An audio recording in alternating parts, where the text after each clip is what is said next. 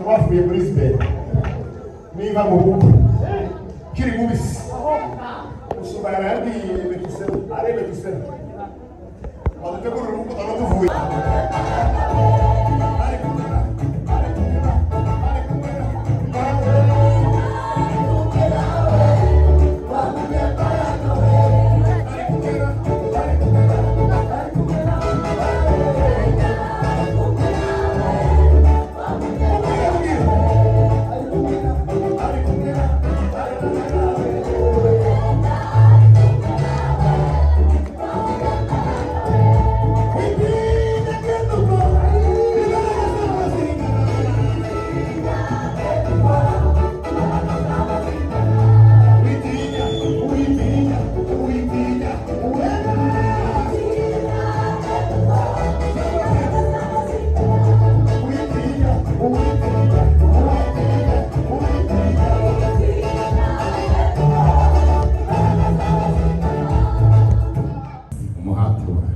Your zeal will never go unnoticed. Your zeal will never go unnoticed. Ubwo rero ubuyobozi bwose bw'abasore n'abasore bo muri Girugari n'abandi bose batuye muri Muhana turashima Imana kubw'ikaze ryanyu no kutwitaba. Imana ibagirire neza. The whole leadership of the youth and the youth in general and the people who live here, we thank you for your warm welcome. Twazamura Imana icyubahiro tukaramukanya mu izina rya Yesu tumasezerana. Hallelujah. Turi ku musozo w'igiterane cyacu. We are coming to an end of our conference. Aho uyu munsi ariho wanyuma wo guterana turi benshi umuntu agakomereza iwe cyangwa se ahandi mu bwiherero bwiwe asenga Imana gusa. Where today is the last gather as many as us, where everyone will be going on their own. Kandi ndagira ngo ku giti cyawe shikera numvise wamzarira umusaruro uyu munsi ukomeye cyane. Personally, this has been an important part of my life. Ibyo rero ndabikesha urubyiruko rwadutumiye tugategurira bino byiza turimo. And this is done by the youth who has prepared this today. No, ibyo umwuka naje gusanga ari bimwe. I have come to realize the things of the Spirit are the same. Greet your neighbor and say that we are going to an end. Be aware we are in our finals. Tell your neighbor that I have not seen a person sleep in the finals. In the final, we need to stay awake 90 minutes till we make a goal. Where is my children? Hallelujah! Hallelujah! When I'm very happy, I like to calm down so that I can start again. The first preacher, may God bless you, he spoke my stuff and I felt kind of jealousy.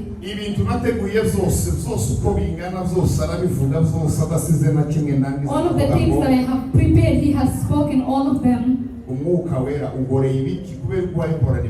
And I told the Holy Spirit, why have you given Burana my things? And I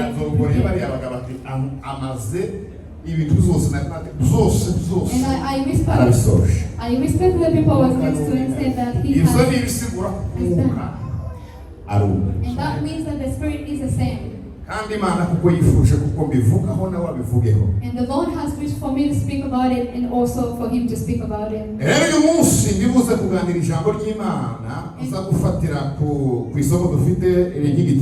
And today I'll be sharing the word of God according to the theme that we have. If we can read it, it's good, but it says that I must do the work of who has sent me. While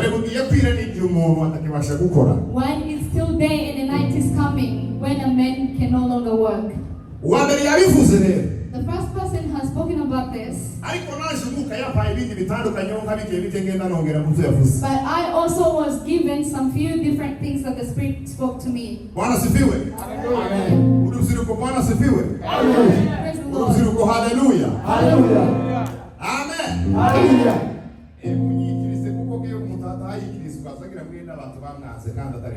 Please answer to me, because if you're not answering, I'll feel like you're not supporting. I must do the work of He who has sent me. It is a word that we have repeated so many times. The pastor has read it. The first convener talked about it. The first preacher has talked about it. And the second, today has been said. And I'm also going to touch on it. Why are we repeating this? It is because a man or a person is very hard more than anything else. The Bible has said that a person's heart has an incurable disease. Amen. And the Bible asked me, who can tell the heart? Who can tell Kimaz's heart? Who can control the pastor's heart? The Bible tells me that only God can know what the heart thinks and the plans of the heart. That is why the word is to be spoken day by day. Because it's the battle that is between the flesh and the spirit. A good word is warfare. The warfare between the flesh and the body. The warfare between the flesh and the spirit. Amen. Amen. Are we together? Ibintu byiza cyane kandi umwanya bampaye sindi buwice bambwiye kuko niturangiza hano turaza gukora n'izindi gahunda ariko nazo nizumuka kandi nziza. Umure si faranga nizumuka bindi. Kuko ari faranga abantu benshi kabasohoka ati ubwo vuze ngo baraza gukora ibindi tuko ni faranga. Amen. Amen.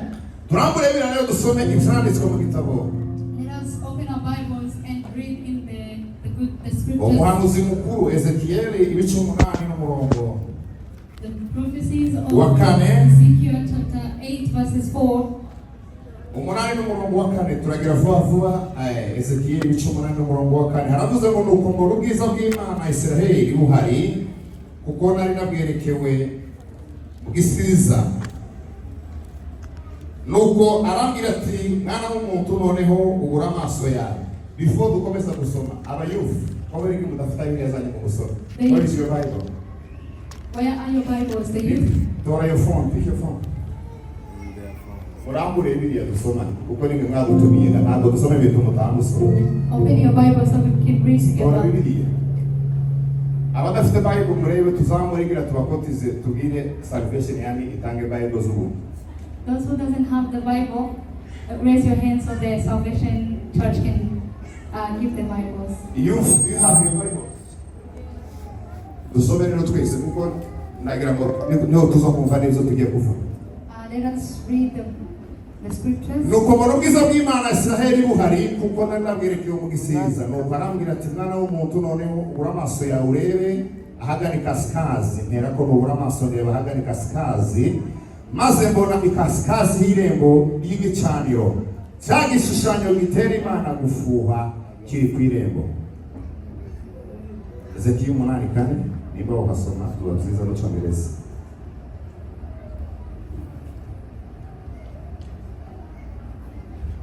Ezekiel chapter 8 verses 4 it says, and there before me was the glory of the God of Israel, as in the vision I had seen in a plain.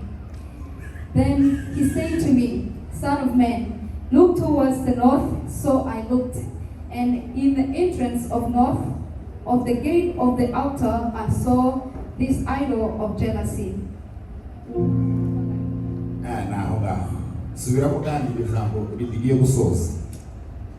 Then he said to me, Son of man, look towards the north. So I looked, and in the entrance of north to the gate of the altar I saw this idol of jealousy. Asante sana. Bwana sifiwe. dusome igitabo cy'Abagalatiya twihuta cyane, ntabwo turi buze gutinda. Ndagenda nkora ku magambo y'imitwe kugira ngo tuganire amagambo Mwuka yashize ku mutima dusozera igiterane cyacu. Abagalatiya ibice 5 umurongo wa 16 tugeze ku wa 18. Galatians chapter 5. Wahabonye iyo dusomera twihuta kugira ngo ducunguze uburyo umwete. 5:15. Ibice 5 n'umurongo wa 16 tugeze ku wa 18. Je nahabonye some muyoborwa n'umwuka yego kuko aribwo muzakora ibyo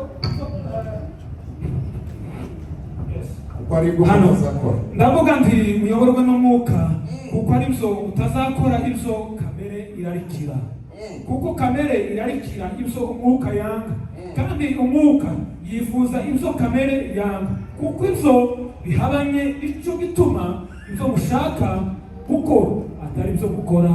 Amen. Amen. Dukomere Imana amashyi kubwayo majambo yawe. Amen. Lazaro w'i Betania Yesu anagenda yore. Lazaro w'i Betania Yesu anagenda yore. Lazaro w'i Betania Yesu anagenda yore. Hallelujah. Ana magambo y'Imana tubonye mu buhanuzi bwa Ezekiyeli. These are the words of God that we have seen the prophecy of Ezekiel. Bibiliya yarambwiye ngo ubwo yari yicaye ngo hari umwaka wa gatandatu. The Bible tells me that he was sitting in the 6th month. Ngo mu kwezi kwa gatandatu, umwaka wa gatandatu, the year of 6. Umwaka wa gatandatu. The year of 6. Mu kwezi kwa gatandatu. In June, Ku munsi wa gatanu mu kwezi. on the 5th day of the month, Ngo yicaranye n'abakuru b'Abayuda. when he was seated with the leaders of the Jew, Sema amen. Hallelujah. Zamuri ibiganza hirya hirya. Wabona cyo ibigirwamana byinshi. and he saw that they had pictures of the idols, so many idols.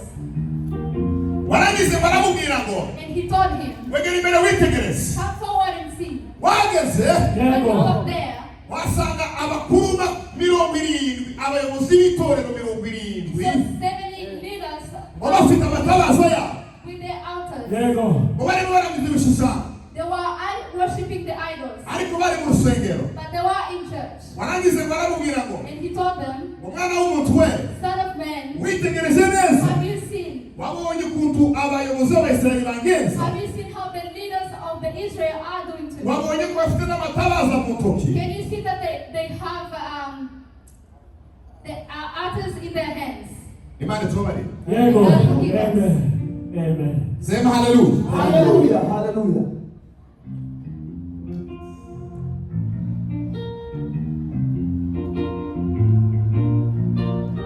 Warangize aramusura kandi bamuteza iyindi ntambwe. He also made him take another step. Bwana sifiwe sana. Amen. Amen. Warongera kandi bamujana mu kurugi rw'irembo. He took him to the gates of the church Byerekeye ngo muri ino that gusa. was facing in north. Warangize mbasangaho And he found ngo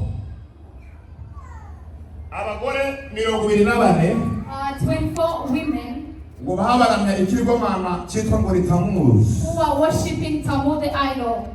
Bavuga ngo Tamuzi ni we mana yacu. They were saying that Tammuz is our God. Ni wowe uduha urubyaro. You are the one that gives us Ni wowe children. uduhereza imbuto yo mu nda kugira ngo yororoke. You are the one that gives us a seed in our stomachs. Imana izereka Ezekiyeli. And God revealed this to Ezekiel. Biramumanura bukeya. Took him down for a bit. Bimwereka kandi And he showed him abandi bagabo barenga 20 the men who are above 20 ngo berekeye Kasikazi. who are facing in south, Ngo barimo bahimbaza bw'izuba. who are worshipping the sun. Barisenga k'Imana yabo. As they were worshipping the sun as their Kandi ngo bari bateye umugongo urusengero. and they had given them back to the church.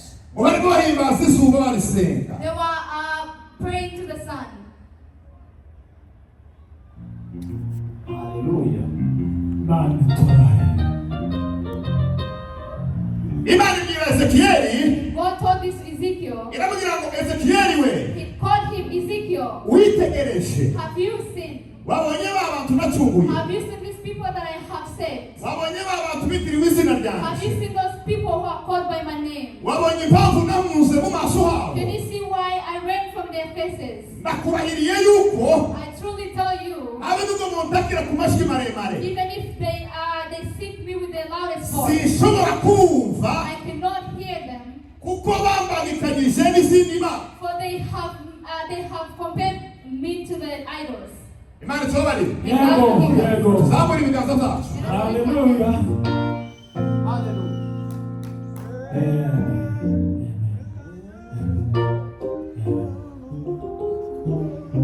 Iramubwira ngo He told him, baranyimuye, they have replaced me. bazana izindi mana. They've brought their idols. Uyu mugoroba rero ngiye kukubaza ikibazo. This evening I'm going to ask you this question. There is the hiding rooms mu gitabo cyitwa ngo ni the not safe. Ni igitabo cyitwa ngo ni not safe. There's this book called Not Safe.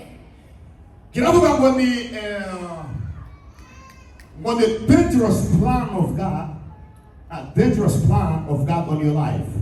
Bivuga ngo ni Umugambi w'Imana utangaje ku buzima bwawe. Ukomere uyu muntu amashyi menshi cyane mu izina rye. Ku rupapuro rw'ijana na mirongo ine na gatatu on the page of 143. ni kimwe mu bitabo nkunda cyane umuntu yambaye umubisha ko umuzungu yambaye na gifti. It's one of the book I was gifted, Ndagisoma kimbera cyane igitabo cyiza. and I read this book and it touched me. Kwiriye gukora imirimo y'iwacu ntihakiri. I must walk the Hakiri. walk the Most Hakiri. High. Hakiri. Hallelujah. Mwongera amajwi hakiri. Icyo gitabo kirangira ngo And that book told me urupapuro rw'ijana na mirongo ine na gatatu on the page of 134 ngo mu mutima w'umuntu that in a person's heart harimo ibyumba bihishe. there are secret rooms, Hidden rooms. hidden rooms in a person's heart. Harimo ibyumba bihishe. There are hidden rooms in Kandi ngo muri ibyo byumba those rooms. hari ibigomana bifashe bicoyeho. They are idols that have been pictured.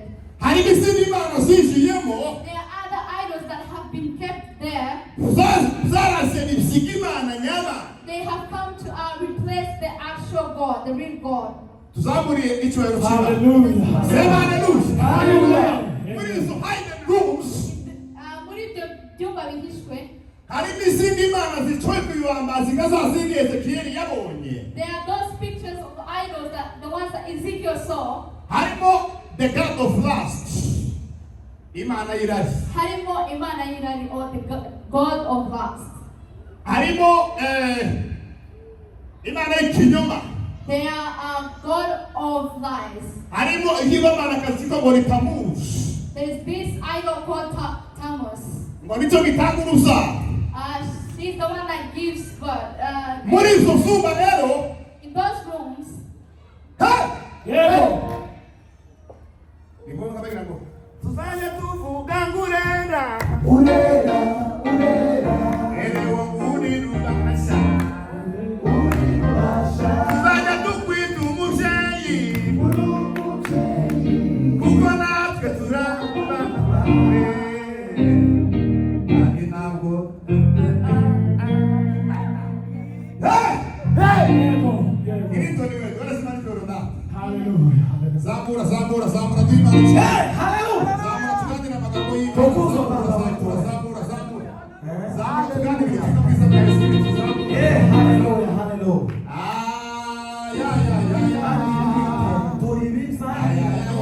Nasikia mimi nimetosheka. Bwana Yesu, Maishani mwako sio ni ajali ya kutakataka sababu ya shida kama tatizo akitembea ya maji na mimi kashinda kama nilivyoshinda kisimama kwa Yesu kwa mbinguni akaja kashinda na matatizo alitembea juu juu ya maji na mimi kashinda. kama nilivyoshinda. Yuko Tukuzwe Baba.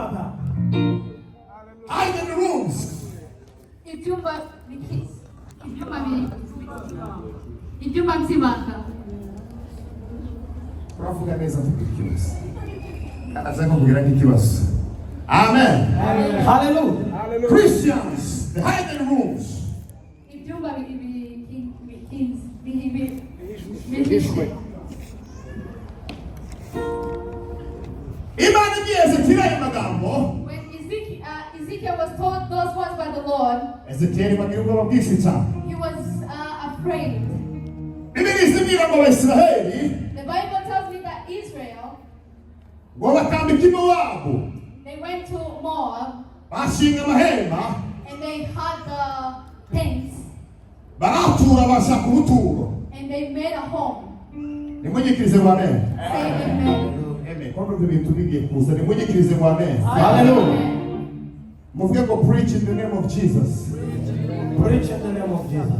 Ngo bakambika i Mowabu, They went to Moab hanyuma ngo abasore babo and the youth ngo from bivanga na Mowabu, abatuye i Mowabu. they were mixed with the people of Moab. Abatuye i Mowabu, And those people who live in Moab, abatuye mu isi nziza, those who live in a good earth, abari mu gihugu cyabo, those who are in their country, bareba Abisiraheli, they look at the Israel. bareba bari bafite Imana, They have God.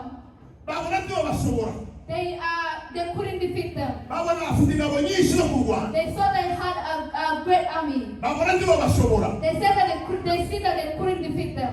babona urubyiruko rwa Tawusibire rufite Imana, They saw that the youth of Judah have God. babona ntaho boruhera, They saw that they couldn't attack them.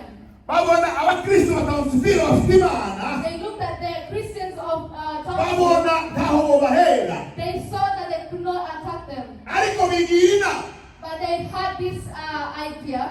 baravuga ngo icyoba cyiza They said what was going to be good. ntibwashaka umubwirizabutumwa yavuze. That word that the preacher has preached. Kamere y'umuntu The flesh of man ni inyantege nkeya, is very weak. rero Therefore, kugira ngo tubashobore in order for us to defeat them, reka turebe ibirori let us create Paris. let us create parties. Niturangiza After, tutange dusohora ifaranga nyinshi. let us give let us give money. Komuranyumva? Can you hear me? Komuranyumva? Turino. Mikrofone ariho izamuraho ubwe. Baravuga ngo They say, reka dusohore amafaranga muri yufu iwacu, let us put the money into our youth. twubake club nyinshi, Let us build so many clubs.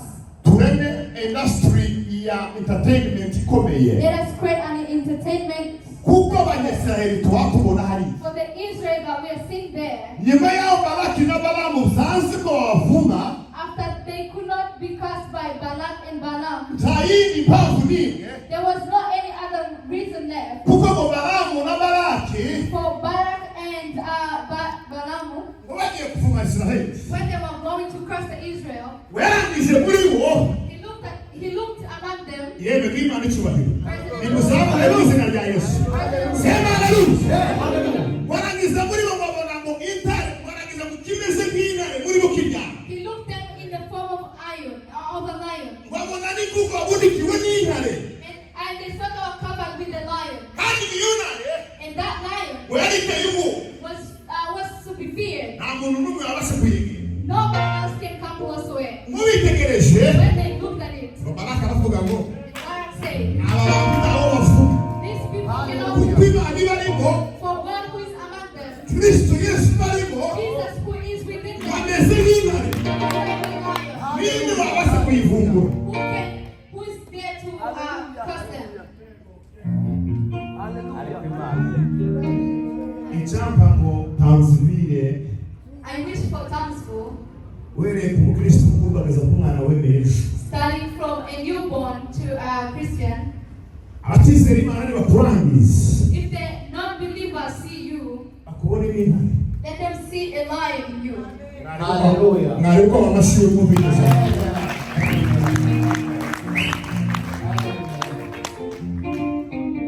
Baritegereza They looked, babona n'ahandi babatsindira, they saw that they could not defeat them in any way. baravuga ngo reka dushore y'intango muri bizinesi yo kwitateninga abasore. And they said, let us give money to have these clubs to entertain the youth. usumba nanyemerere kure mikoro.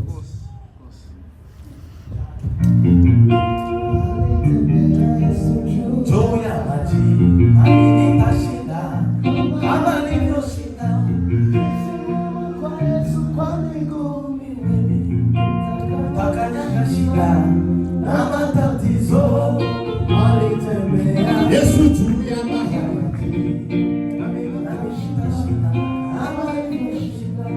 Waitegereze When he looked at them, abantu urubyiruko rwabo he saw their youth. ruzi Imana ya Isiraheli. Were lacking the God of Israel. Rurayizi. Knows God of Israel. Babonye inyanja icikamo, They had seen the seas separating. babonye Imana itanga viza buri ndege badatanze They n'ijana. had seen God who gives visas.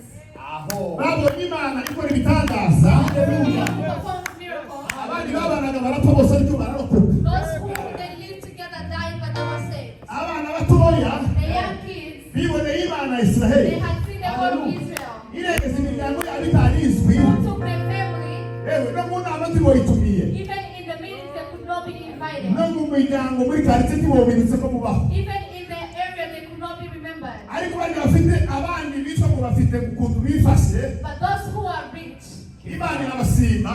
God jumped them. Ibona ko ari we ugomba guhabwa visi. And he chose you that you were supposed to be the best. Amen. Sema amen. Hallelujah. Barabitegereza. He looked at them Baravuga ati bano basore. and he said that this youth Bo muri Townsville. from Townsville, Nta kindi kintu twabatsindisha. there's nothing else that we can defeat them with. Reka tubarohe mu business y'umuziki. Let us give them a music business. Twambura abana bacu b'Imowabu. Let us allow our Moabites Bishimane n'abana bo muri Israel. to have fun with the Israel children. Hari umuntu wumva iyi message. Yes. Ariko Yesu. Baravuga ngo abasore He said that this youth, mubatumire mu birori baze. invite them to the parties. Ubwo nibaza Because if they come, bazonamya Imana ziwacu. they will worship our idols. Bazozifukamira. They will kneel before our idols. Bazomwa inzoga z'iwacu. They will drink our beers. Bazoryamana n'abakobwa They bacu. will sleep with our girls. Bazabashakamo. They will marry them. Nuko tuzaba tubaye umwe n'Abanyisiraheli. That means we will become one with the Israelites. Tubabaza Imana yabo. And we will Make sad their God. Cyangwa se tubabaza Imana yabo. Sikuko. Make sad. make sad their God. Baravuga ngo mugende muze kuzana Abisiraheli. He said, go and bring the Israel. Mu gitondo umwana w'Imana bakabaza bakambagira n'akamashe Isiraheli. And in the morning, a Moabite will wake up and go to Israel. Akabagenda akamusohokana akamuzana akamubwira ati yewe none ababyeyi bacu He will go and take her out, our parents. ntabwo bakundana. They don't love each Ariko other. twebwe harimo wabo. But for us, we're here in Moab. Turi free. We're free. Imana y'iwanyu. Your God, Ese mwebwe nubwo yaciyemo inyanja. even though He's created the Nubwo sea, wayibonye n'amaso. even though you've seen God with Ese your own muze eyes, kuzo no gusa kwama wicara ngo umuhimbaza Imana We just- uje mu rusengero will you just wige. sit down and worship God Eka and winjoye study ubuzima. without enjoying life? Uyu ni umuhungu w'Imowabu. This is the son of Moab. Nimumvugire kwa amen. Amen. Ate se wewe urabona ko tutokwishimana. Can you see that we cannot fit together? Jewe ni umukobwa w'umuhungu n'urugero. He's a boy and you're a girl. Ngwino jewe iwacu dufite n'ibintu. Come to our home because we are very. Reka kandi cyo kubaha Imana. Stop obeying God. Enjoy the free club. Enjoy. Enjoy. Come and be my girlfriend. Uze ube umukunzi. Umukobwa akareba akavuga atari ko. The girl will look and Uyu see. muhungu w'Imowabu kandi twebwe turi impunzi. This Moabites and we are refugees. Karambesha. Is he lying to me? Imana ya Isiraheli yakoze ibi. This God of Israel who's done this. Amaze umuhungu w'Imowabu. The Moabite boy, Agakamuramo umusore wo muri Isiraheli y'Imana ya Isiraheli. he will take away the God of Israel from your heart. Umuntu agahinduka akika agatangira agahimbaza bari pro. And the person changes and starts worshiping their idols. Imana ngwirebye izo When God saw this, Abisirayeli So the youth of bivanze Israel n'ab'Imowabu. have mixed themselves with the Moabites. Nimuvugire ngo amen. Amen. Nimuvugire ngo amen. Amen. Nimuvugire ngo amen. Amen. Nimusubire kandi ngo amen. Hallelujah. Sema haleluya. Hallelujah. Haleluya. Sema haleluya. Hallelujah. Sema haleluya. Hallelujah. Atukuzwe Mwenyezi Mungu. Abisirayeli bahimbaza Bali y'i Pewori And the Israelites started worshiping Baal, ngo barasenga cyane and they started praying, baranywa cyane and they were drunk. bakora ibyaha byose. They committed all sins. Imana iri mu ijuru irakara. And God was upset with them. Ababyeyi muvugire ngo amen. Amen. Amen. Imana ngo imaze kurakara When God was upset, biteza mugiga he made them sick. bararwara barapfa They were sick to the point where they died. kugeza ubwo umuhungu umwe To the point where one boy, ngo yazanye umukobwa w'umuwabukazi he brought a Moabite girl amushyira no ku gatutu aramusukana and took her to the property. warangiza amusukanye bamucisha imbere ya Mose ariko mwumva ba And he went before Moses. ubabwire wowe uri hano muri kino kibanza y'umugoroba Let me tell you this evening, habe nubwo wogira gute even though you might, nta kintu gishasha wakora kitabaye there's nothing new that you're seeing today that has not happened before. icyo wigira kuko ari gishasha wavumbuye Imana itakizi. Whatever you think that it's new to you that the Lord doesn't know, You are wrong. you are leaving. none ngo umuhungu ngo asambana n'uyu mukobwa ku gatuti gutya imbere y'ibonaniro ihema ry'ibonaniro ry'Imana. And this boy committed adultery before the Lord. ngo umuhungu wari wise Imana umeze nk'uku kwanje nawe And this other boy who Where is committed Imana was like, hallelujah. yewe duhe Imana icyubahiro wawe. Praise the Lord. Haleluya. Atukuzwe Baba. Mutetezi wangu Yesu Anaishio. Mutetezi wangu Mutetezi wangu Yesu.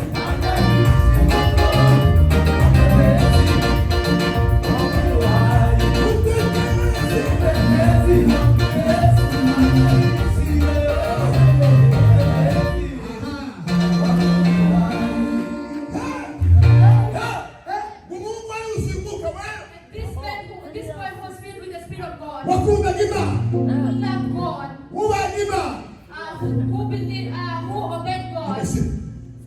wubahaga Imana Who obeyed God. babonye icyo kintu bakoze When he saw what has happened, batora icumu he took an arrow baragenda babakurikira and he followed them. babasanga aho baryamye He found them where they were sleeping. dore abahungu Imana ikeneye muri kino gihe dore abahungu Imana ikeneye These are the boys that God wants. dore abasore dore abakobwa Imana ikeneye These are the girls that the Lord wants to know. babari Imana bashimishe cyane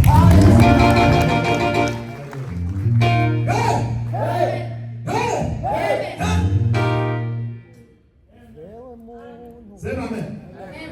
dore abahungu Imana ikeneye muri kino These gihe are the boys that God wants today. si abahungu bafite hiding rooms It's not the boys with hidden rooms. si abahungu bafite Imana zifashe ku mitima yabo zirimo n'abantu Not the boys who have their idols in their hearts. si abahungu berekeye ikasikazi babahimbaza izuba It is not the boys who are facing south worshipping idols. ntabwo ari abasore berekeye ikasikazi barimo basenga ikigwamana tamuzi It's not those who are facing who are worshipping the idol Tammuz. si abagore bafite ibiheko baba baramya ibiheko It's not the Amen.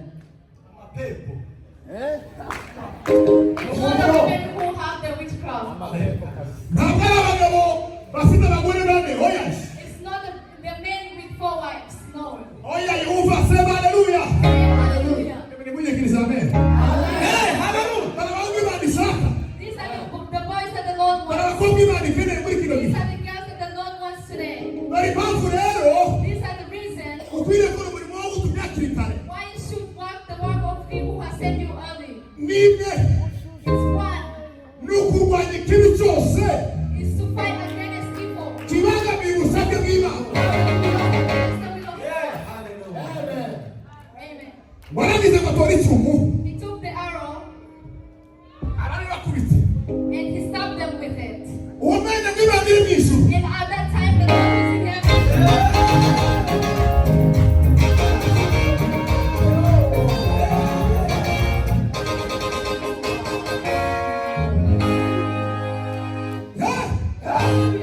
imana biri mu ijuru Who is in heaven?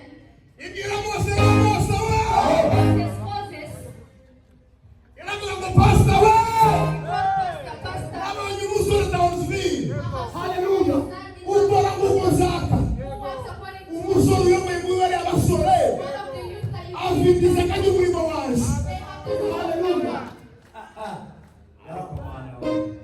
nabonye umusore I have seen a boy muri tanzania in Townsville akoze ikintu has done something, arwaniye ishyaka umurimo wanjye has fight for my zeal of my word.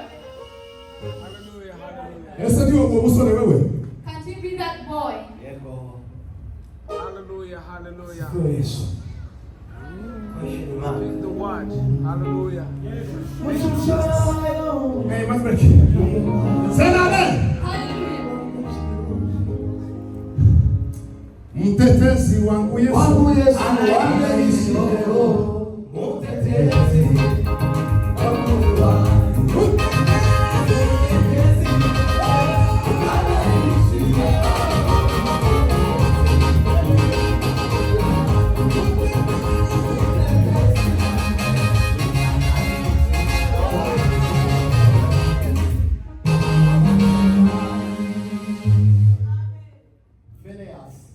komera imana amashyi cyane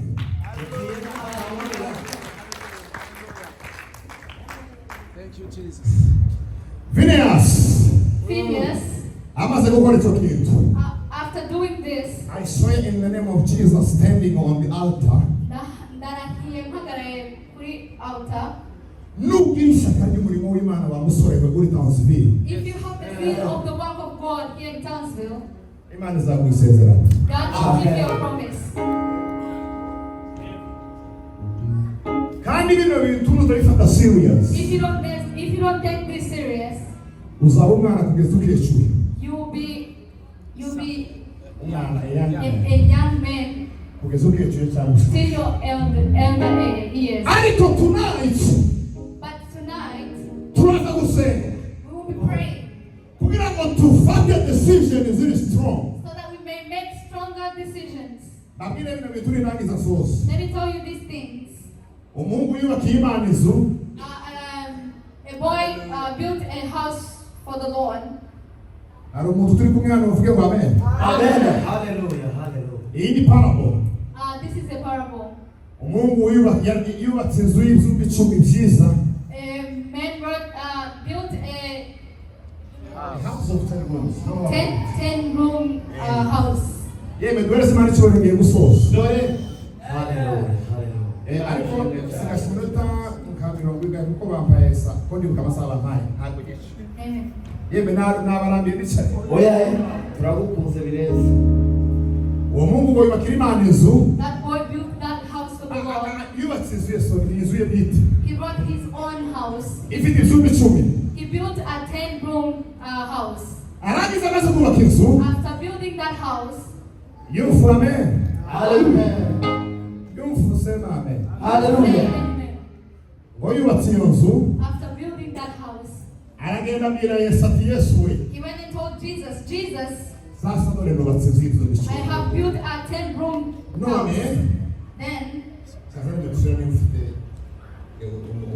umuhotsi arambwira ati wewe yesu ngwino hano he told him, Jesus, come. nimuvuge ngo amen Hallelujah.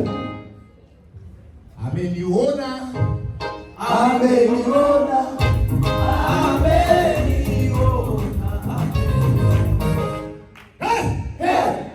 arambwira ati yesu sasa nubatse inzu y'ibyumba 10 He told him, Jesus, I've built a 10 room house. please pay attention munyumva ko muranyumva mwese yamugeza mbwire ngo umva tegere mubwire Turn to your neighbor and say, listen. hari abahungu bari kubatubwira ngo se ngo twarusha ariko turabikiriza kandi nabo bari kubaramya hariya ko mutabikiriza muvuge ngo amen Amen. sasa wewe Yesu, He told him, Jesus, uyu ni Yesu. this is Jesus. Iyi nzu ni ibyumba 10. This is the house of 10. None kino cyumba This room cyo hejuru of the upper room ni icyawe. belongs to you. Naje ibyumba 9 And my 9 rooms ni ibyaje. belongs to me. Yesu azaca bugufi. Jesus was very humble. Aza shipa. He doesn't complain. Arabwira ati nikubonye. He said that's how he said. Ati niko nabonye urafata icyumba kimwe. He said that he will be taking one room. Yes, ati namaho. And Jesus said it's okay. Wa Mungu aragiye mu cyumba ciwe nawe. That boy went to his own room Ararya. and he slept. Akija. When he was sleeping, Yumva a big knock on the door. yumva kurugi barakomanze. Big one. Yumva barakomanze cyane. Again, uyu muntu uri bakomanga. And then he started complaining, who is this knocking? Waragenda agiye gukingura. He went to open the door. Ahagere bakinguye mumbaze muri nde yasanzeho. When he went to open, who did he find? Asangaho the devil n'amahembe mu pa. And the devil was at the door. Ati ni Satani yaranteye. And he started shouting that the evil is attacking me. Bararwana n'uwo muhungu. And they wrestled. Barasunikana. They wrestled. Satani wagerageza kwinjira muri iyo nzu. And the devil started wanted to try. Umusore nawe arasunika. And this boy was pushing. Barakirana. They wrestled. Biranga. And they were failing. Kumugoroba ibugiye guca. And at the midnight, Wa musore anesha Satani. and that boy defeated Satan. Tangaragenda. And the evil went. Amusore agenda abwira Yesu. And he went to Jesus. That Jesus. Satani yanteye uri hano. How did the He devil was come alive. here and he didn't help me? Yesu ati yewe. And Jesus said, Muzi ibihumbi 10 wampaye iki. in the house of 10 rooms you have given me one. None Then nomenya gute ko watewe. how can I know that you have been attacked? Wewe ufite ibyumba byose. You have all the Se 9 wampaye rooms. akumba You kamwe. have given me one room. None kuragira ngo namenye ko watewe. Then how was I supposed to know that you have been Wa attacked? Mungu ati sasa kugira ngo tutoroshe. That was for us. Twara bitanu. You take 5 Naze bitanu. and I'll take 5. Yesu ni mwiza. Jesus is Ati good. takibazo. He said it's okay. Ati sawa. He said it's okay. Nivuge ngo amen. Haleluya. Turagabanira hagati. Ati wewe unatwara bitanu. He said you take 5 Naze bitanu. and I'll take 5 other rooms. Ameniona.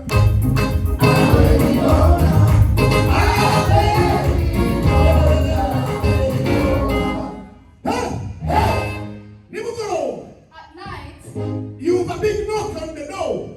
yung barakomanze kandi ku muryango. Aravuga ati, the devil is coming And he said the again. devil is coming again. What am I Agiye doing? gukingura asanga ni the devil mwenyewe. When he went to open, it was actually the devil. Barakirana kandi And barakirana. they also wrestled. Barakirana. They wrestled. Satani agerageza kwinjira. The devil tried to enter. Akingwa rwane.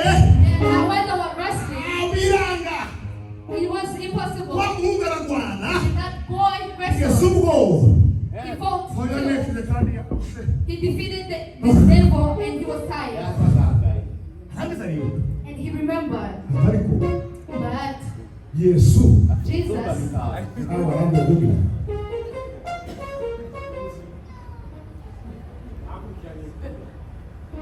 Yesu ari muno. Jesus is here. Kazi kandi kubaza. Let me go and ask him. Waragenda. He went back. Atariko master. He asked him, Master, Bari banyishe kandi. they almost killed me again.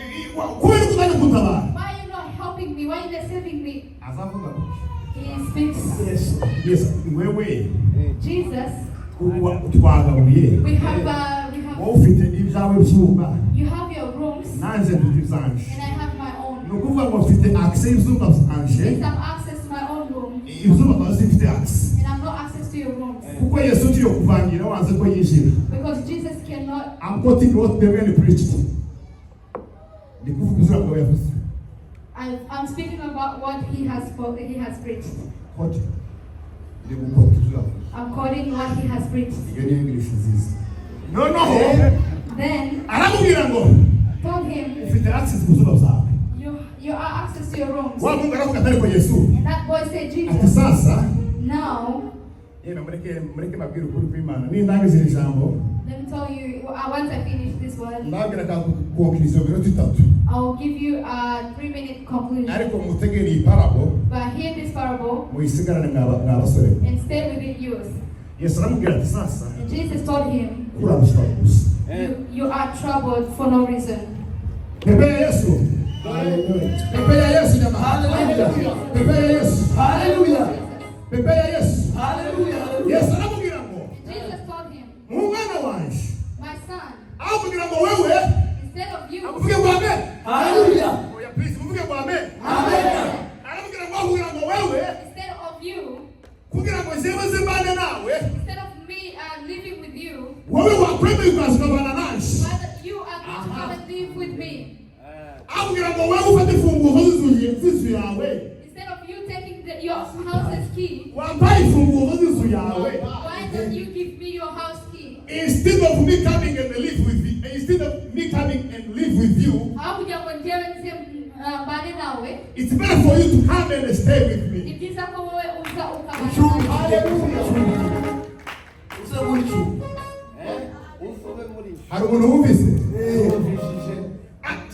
Wewe You imfunguzo z'inzu yawe. give me your house key. Hanyuma jewe Then me, jewe ndaba responsable w'inzu yawe. I'll be responsible of your house. Hanyuma ibirimo byose And everything that is in the house, nzabikontrola I'll control them. including you. Mukomere amashyi. Hallelujah. Hallelujah.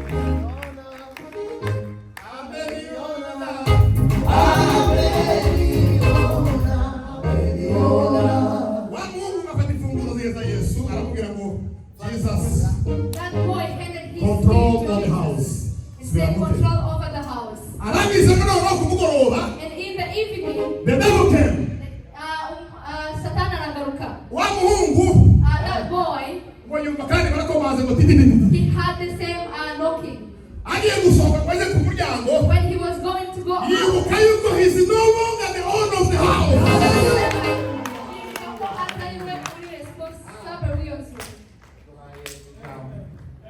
Yibuka ko He is no longer the owner of the house.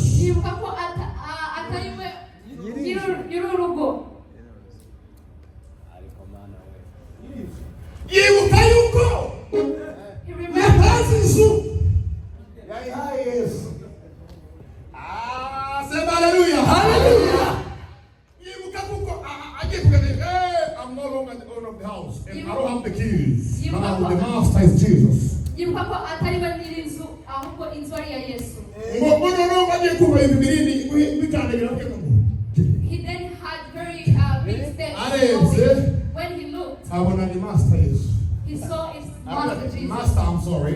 He said, I'm sorry. I am no longer the owner of the house. Ntabwo ari njye ukiri nyir'inzu. Yesu aramubwira ngo my son. And Jesus, yes, Nimuvuge ngo amen. Hallelujah. Namwe ibiganza. Hey! Aramubwira ngo my son. and he called, Stay behind me. Sigara inyuma yanjye. go behind me. Reka shepesinge ndebe umuntu wakomanga. Let me see who is knocking. Wageze ku muryango. When he goes to the gates, Yesu arakingura. Jesus opened. Satani babonye umuntu ukinguye. When the devil saw who opened the door, Aravuga ngo excuse me. and he said, excuse me, I think I am on the wrong door. leave me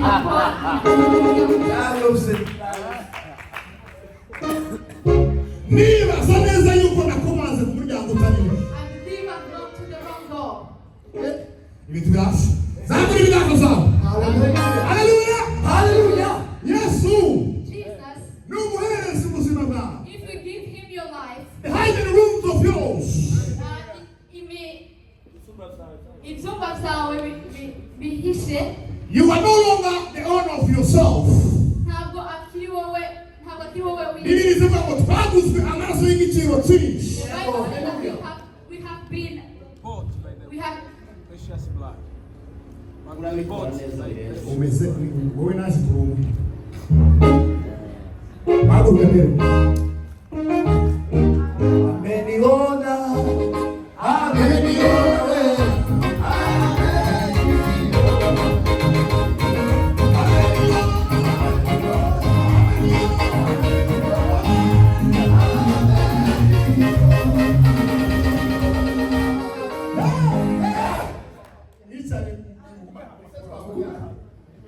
Babiri bintu rero bitatu gusa bigize umuntu. Let me tell you these three things that are part of a person.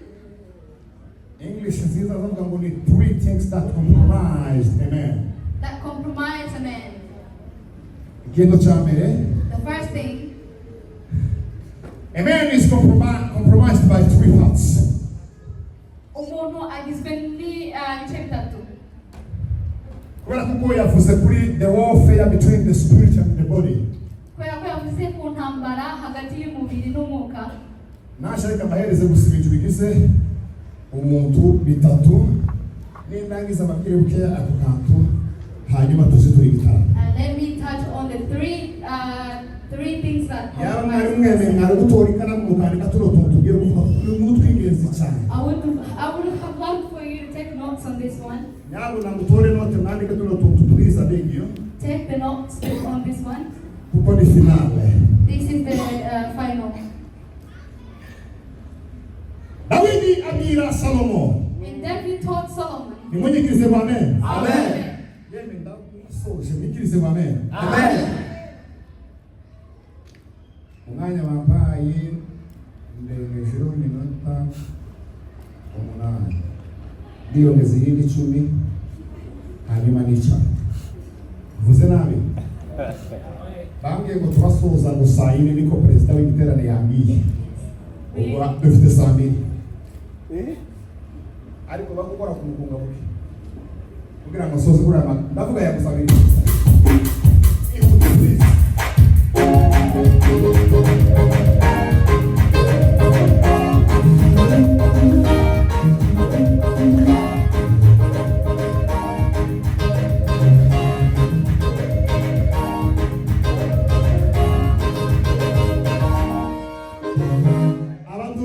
Those who are wearing uniform, stand up. Come at the front. Barasa neza. Tubakomera amashyi batambuka. Let us clap for them as they come.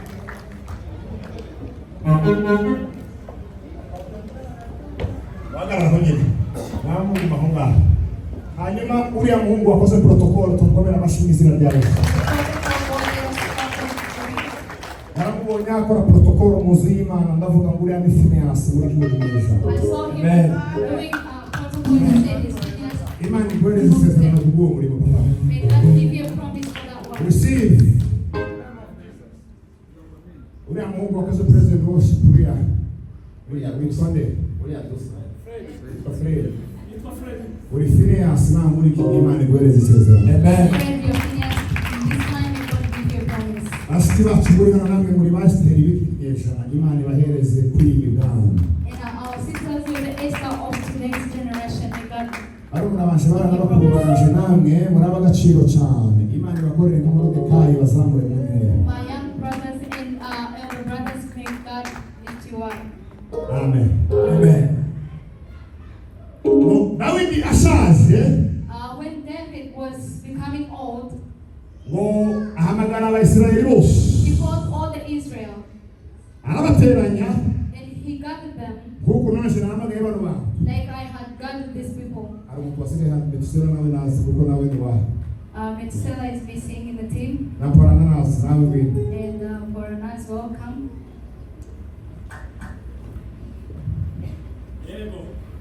Arabateranya bose ngo bashyira imbere bose uko bangana ubwoko bwa Isirayeli. He gathered the Israel and put them in front. Imwenyekirize ngo amen. Amen. Arangize barababwira ngo And he told them, ariko nafashe turatarama ndacakuramo ikaruvanti n'ikirato twiruke. I still need to take my tie off and the shoes and go Kuko run. iyo ntashe ntarushe ngo nindyama nanjye guhindukira nzavuga ngo sinatarama. Because if I go home and I'm not tired, I don't see that I have fellowship. Naravuze ngo ngishoboye And I said, while I still can, I made a vow to God. I made a vow to God. Ndavuga ngo nkirimo akakuka.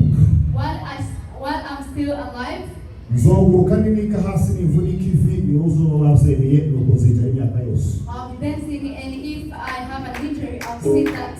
Aho kugira ngo ariko wahamagara abantu bose ba Israeli. Called all the Israel. Sema haleluya. Haleluya.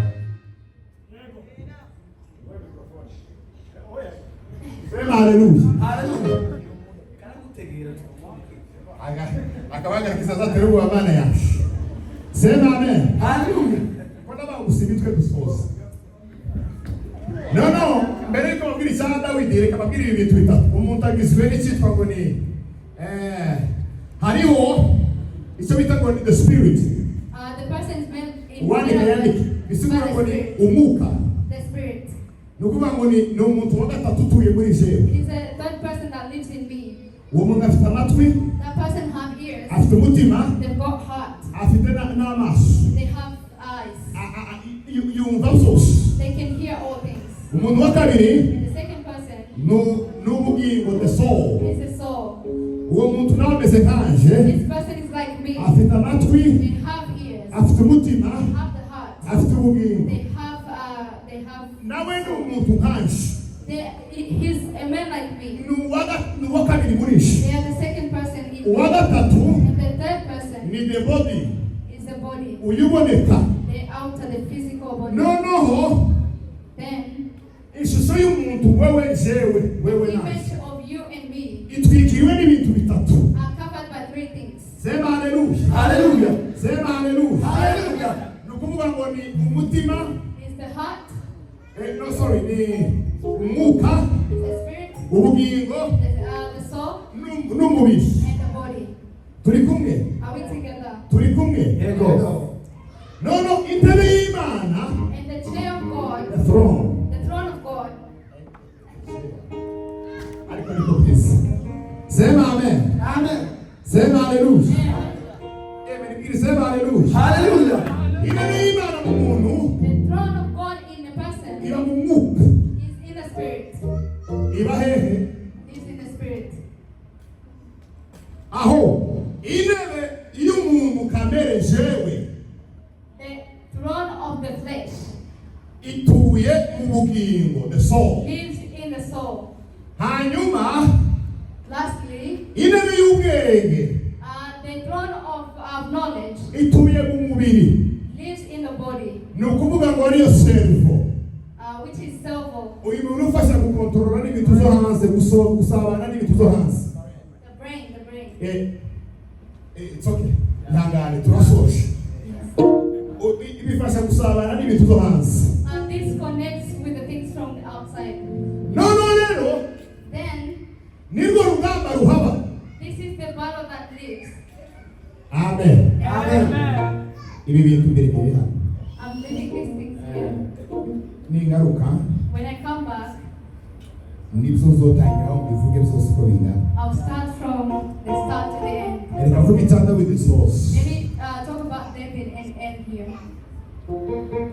Amagara abantu bose basi imbere yiwe. And he called all the people and put them before him. Arangize barababwira ngo. And he told them. Israeli we. Israel.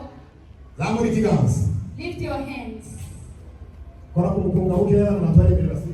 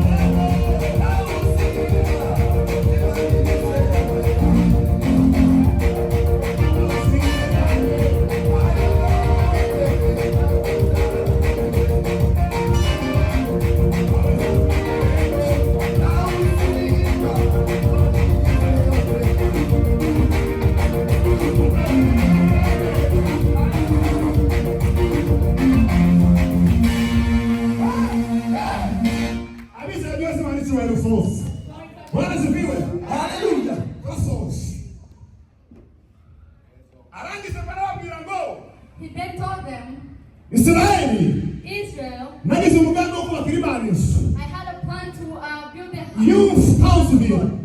youth Townsville. Mufite umugambi wo kubaka iribanisho. You have a plan to build the house for God. Ariko iyo nzu ni wewe. But that house is you. Ahandi Imana yifuza gutura. There's nowhere else that God Atari wishes mu to mutima live wawe. apart from your heart. Munyikiza amen. Amen. Arabwira ngo Imana irambuza. Imana irambuza. Irambuza. Imana irapakanira basi. And God denied me. Arabwira ngo umuhungu wawe, umwana wawe. Your son Ni uzanyubakira inzu. will build the house for me. Arangize ngo ahamagara Salomo amushyira imbere kuko umushize imbere. And he called his son Solomon and put him in the front. Ngiye kubasomera amagambo yamubwiye dusozera igiterane cyacu cy'uyu munsi. I'm going to read this word that he told him. as we Muyumve finish. mwitonze. Listen them. Abandi iyi ni yumva iri aha namwe muhaguruke. Abavuye PF Kenze muve hasi. All the youth who are coming from Kent, stand as well. Mwese muhaguruke urubyiruko ruri aha ngaha. Let all the youth stand. Every youth who is here. Wowe ntabwo uri stand. urubyiruko.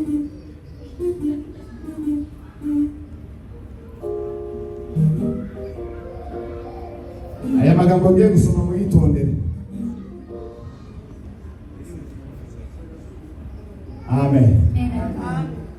Ngiye kuyasoma muyitondere. I'm going to read this word. Hear them carefully. Some ingoma za kabiri. Let us read 2 Chronicles. Navuze kangahe? Ingoma za kabiri.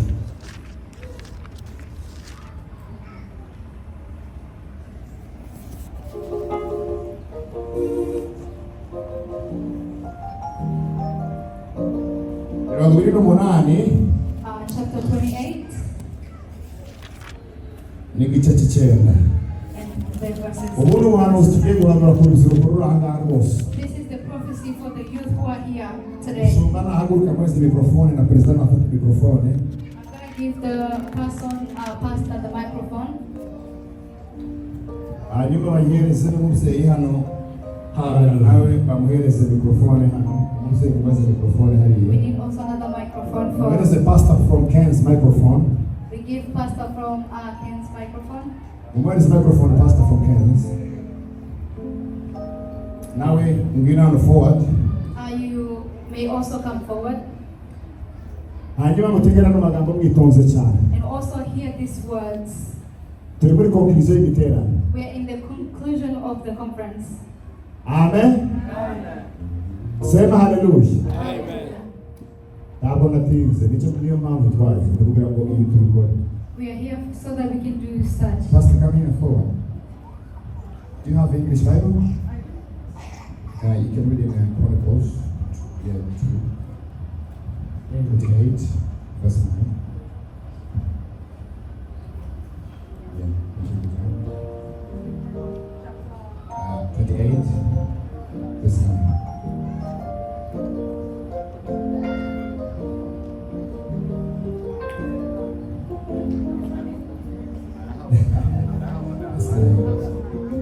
So you can stand there or on the altar.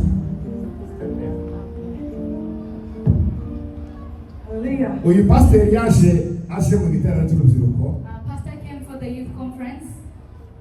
Njyewe nasoma hano mu kirimi cy'ikinyarwanda mwumve bino bintu please. I'm going to read in my language, hear these things. Hanyuma na pastor nawe araza gusoma muri English. And pastor will be reading the English version. Narangiza And after, araza gusenga Imana. she'll be praying. Amagambo turangiza gusoma hano. The words that we will be finished to read. Imana yashinge nk'icumu mu mitima y'urubyiruko ruri muri Victoria. May the Lord put it like an arrow in the hearts and put it in the youth of Townsville. Jewe nsome. Aramuhamagara, aramubwira avuze ngo nawe Salomo mwana wanje umenye Imana ya so. Yes. Uyikorere. Sema amen. Hallelujah. Nawe rubyiruko rutegereje kuja mu ijuru apana muri Gilgal temple. The youth who are going to the kingdom of heaven. Umenye Imana ya so. Know the God of your father. Ijambo rya mbere uzuyikorera n'umutima utunganye. Work for him with a humble heart Kandi ukunze. and a willing heart. Kuko Uwiteka agenzura imitima yose. For the Lord controls every heart. Akamenya ibyo imitima yibwira zose. He knows what our heart knows. Aramubwira ijambo nakunze. And he told him the word that I love. Aramubwira ngo numushaka That if you seek him, uzamubona. you will see him. Ariko numureka But if you leave him, azaguca iteka ryose. he will leave you forever. Nuko Therefore, wirinde kuko Uwiteka ari wowe yatoranije. be careful, for the Lord has chosen you.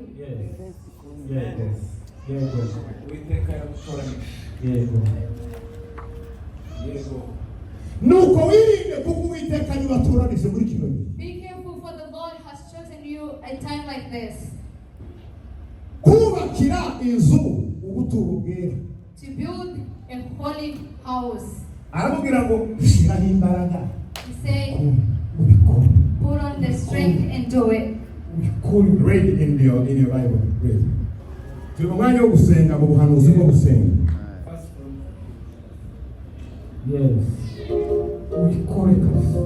Ubikore niwo Imana yatoranije.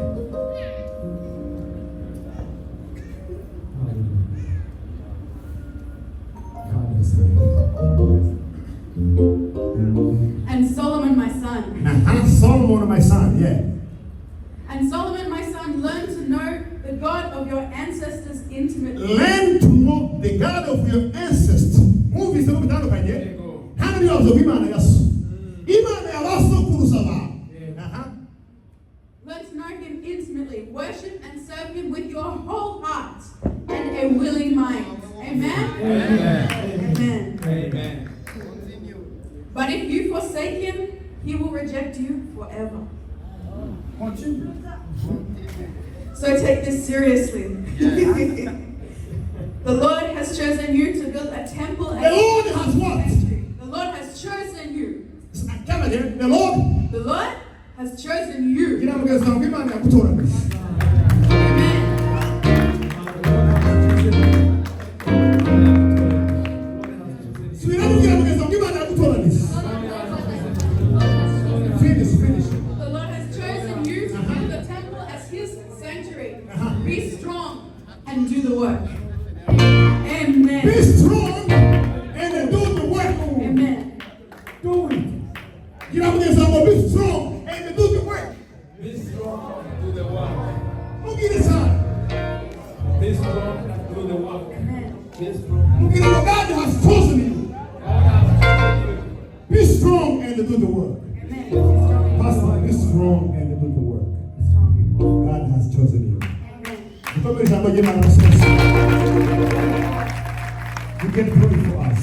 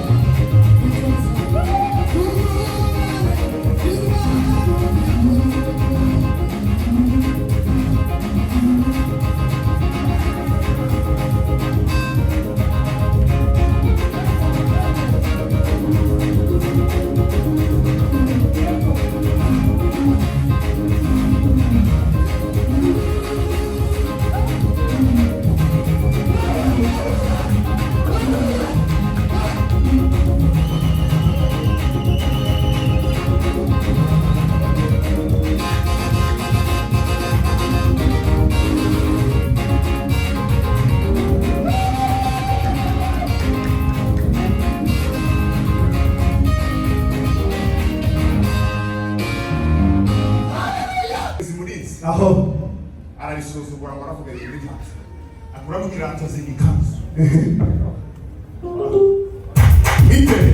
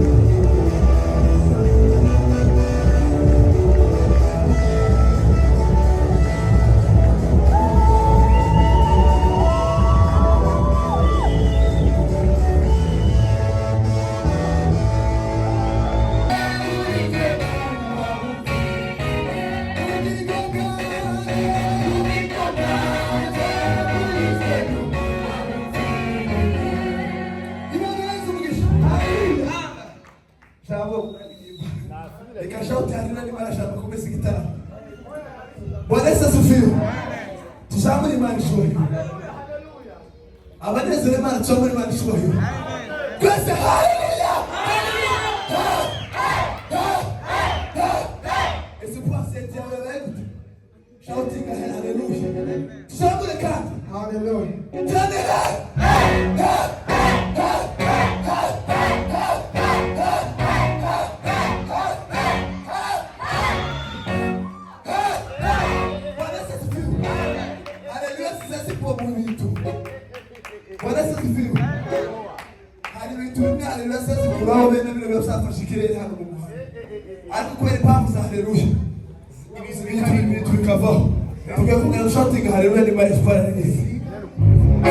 Something might show you. Somebody has to show you. Tell me hallelujah. Hallelujah. Hallelujah.